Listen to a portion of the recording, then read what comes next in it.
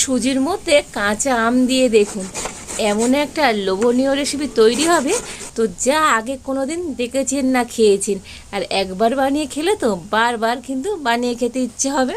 নমস্কার বন্ধুরা, রূপার রন্ধনশালায় আপনাদের সকলকে অনেক অনেক স্বাগত জানিয়ে চলে এসেছি প্রতিদিনের মতো আবার একটা দারুণ রেসিপি নিয়ে। তো বন্ধুরা, আজকে আমি কাঁচা আম আর সুজি দিয়ে দুর্দান্ত সাথে একটা রেসিপি বানাবো। আর কাঁচা আম আর সুজি দিয়ে তো বন্ধুরা এত সুন্দর যে একটা রেসিপি তৈরি করা যায়, তো আপনারা না দেখলে বিশ্বাসই করতে পারবেন না। আর এই রেসিপিটা যেমন তাড়াতাড়ি বানানো হয়ে যায় আর খেতে তো বন্ধুরা দুর্দান্ত হয়। তো আপনারা সঙ্গে থাকুন আর প্রথম থেকে শেষ পর্যন্ত পুরো রেসিপিটা দেখতে থাকুন। আশা করি আজকের রেসিপিটা আপনাদের অনেক ভালো লাগবে। আর আজকের রেসিপিটা ভালো লাগলে চ্যানেলটা সাবস্ক্রাইব করে রাখবেন, আর যারা ফেসবুক থেকে দেখছেন তো পেজটা ফলো করে পাশে থাকবেন। তো আজকের আমি কাঁচা আম আর সুজির রেসিপির জন্য এখানে একটা কাঁচা আম নিয়েছি। তো বন্ধুরা, একটা কাঁচা আম হলেই কিন্তু হয়ে যাবে। আর আমটা তো আগের থেকে ভালো করে আমি ধুয়ে নিয়েছিলাম, আর এখন আমি এই আমটা ছাড়িয়ে নেব।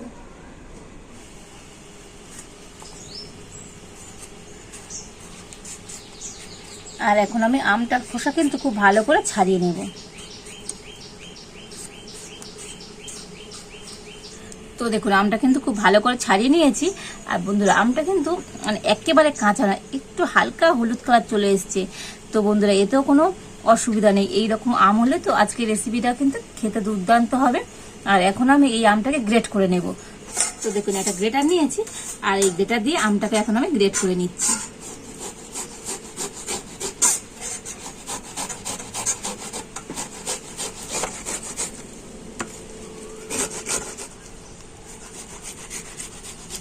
তো দেখুন, আমটা কিন্তু খুব সুন্দর করে আমি গ্রেট করে নিয়েছি।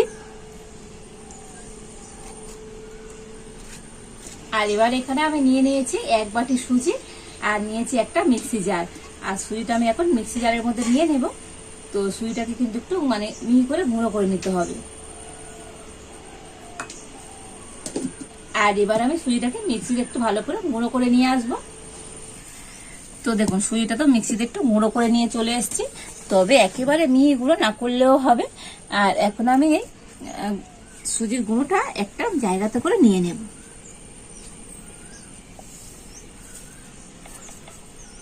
আর এবার আমি ওই সুজির মধ্যে দিয়ে দেব চিনি। তো চিনিটা কিন্তু গুঁড়ো করে দিতে হবে।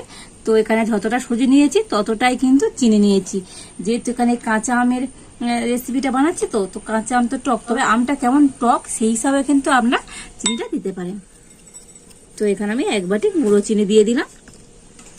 দিয়ে দেবো অল্প একটু সামান্য পরিমাণ লবণ।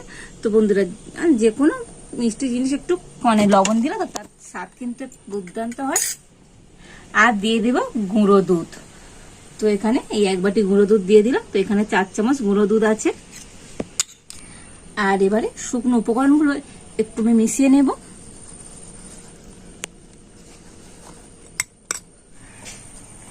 তো দেখুন, শুকনো উপকরণগুলো একটু মিশিয়ে নিয়েছি। আর এবার এর মধ্যে আমি দিয়ে দেব গরম জল। তবে মানে খুব গরম নয়, উষ্ণ গরম। সেই উষ্ণ গরম জল দিয়ে একটা ব্যাটার তৈরি করে নেব।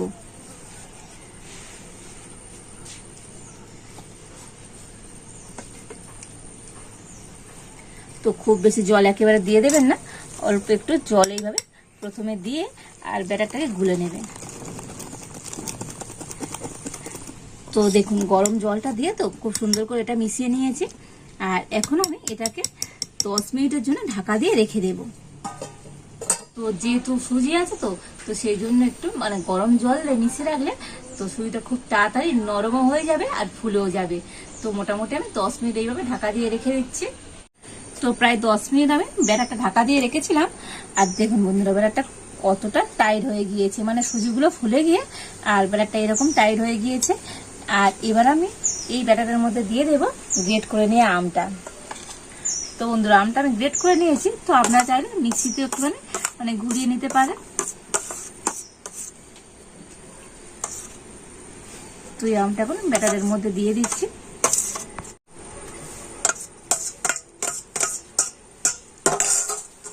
তো গ্রেট করা আমটা দিয়ে আবার ব্যাটারটা কিন্তু খুব ভালো করে ফেটিয়ে নেব। বন্ধুরা, আজকে আমি এই কাঁচা আম আর সুজি দিয়ে তো তো কাঁচা আমের দারুণ স্বাদের একটা কেক তৈরি করছি। আর এখন আমি এর মধ্যে দিয়ে দেব ফুড কালার। তো যেহেতু কাঁচা আমের কেক তৈরি করছি তার জন্য অল্প একটু সবুজ ফুড কালার দিয়ে দিচ্ছি। তো বন্ধুরা মানে আপনারা চাইলে এই ফুড কালারটা নাও দিতে পারেন, শুধুমাত্র দেখার সৌন্দর্যের জন্য আমি 2 ফোঁটার মতো ফুড কালার দিয়ে দিচ্ছি।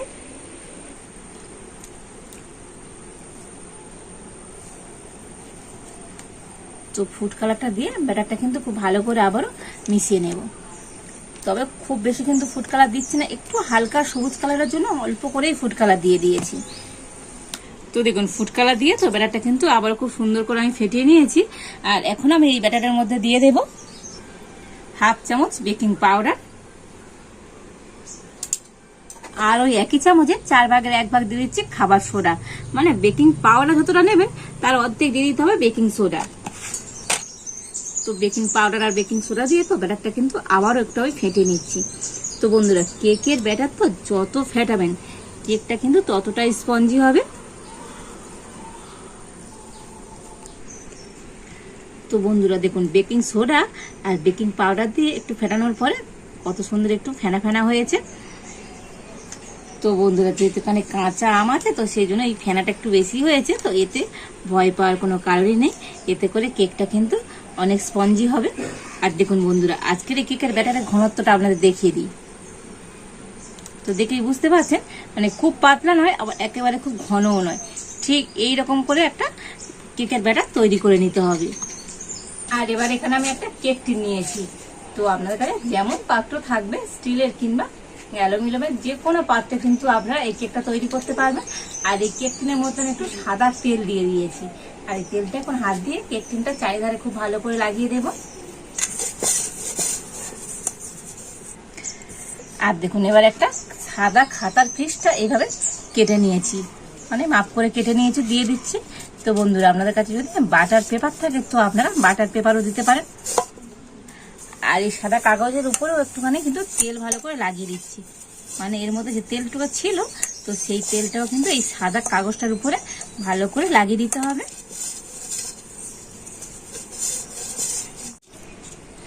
আর এবার আমি এই কেকের ব্যাটারটা আরো একবার ফেটিয়ে নিয়ে আর কেক টিনের মধ্যে দিয়ে দেব।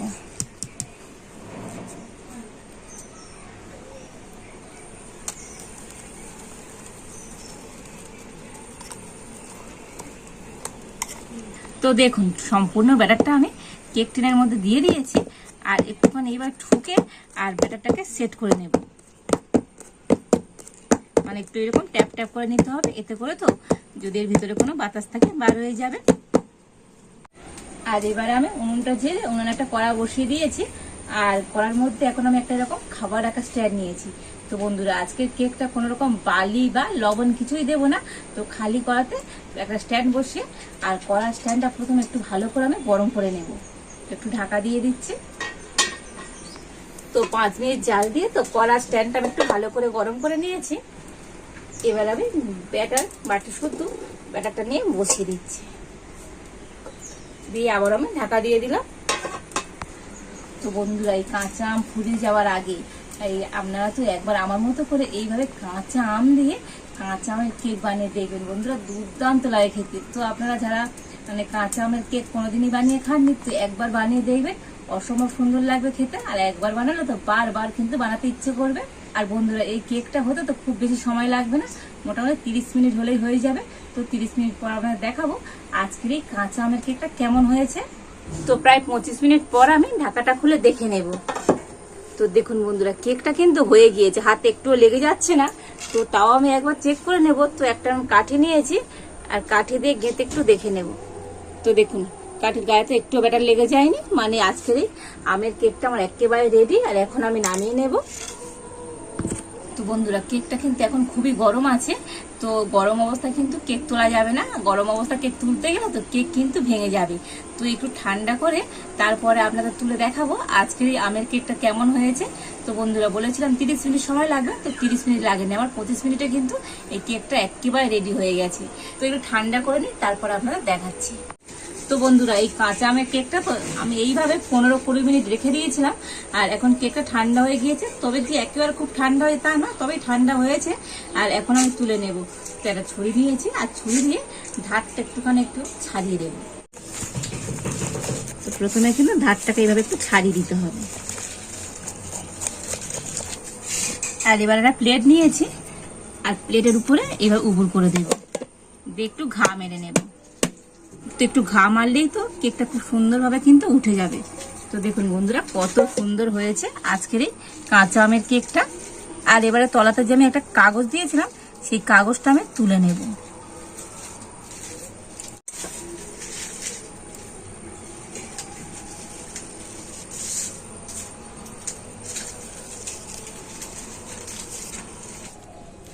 আর দেখুন বন্ধুরা আজকের এই কাঁচা আমের কেকটা কতটা লোভনীয় হয়েছে, কত সুন্দর দেখতে হয়েছে দেখুন বন্ধুরা, তো অসম্ভব সুন্দর লাগছে দেখতে।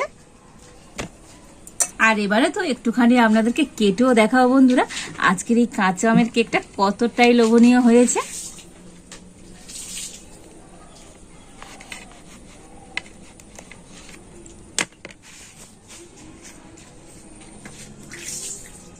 দেখুন বন্ধুরা কত মজার হয়েছে আজকের এই কাঁচা আমের কেকটা, যেমন জালিদার তেমন স্পঞ্জি হয়েছে। দেখুন দেখেছেন তো কত মজার হয়েছে বন্ধুরা, অসম্ভব সুন্দর হয়েছে আজকের এই কাঁচা আমের কেকটা। দেখুন দুর্দান্ত দেখতে হয়েছে।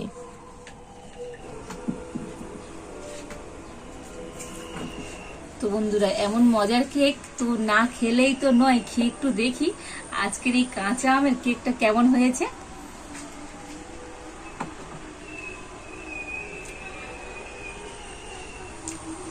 অসম্ভব সুন্দর হয়েছে বন্ধুরা, দুর্দান্ত খেতে হয়েছে, মানে হালকা টকটক আছে তো অসম্ভব সুন্দর হয়েছে।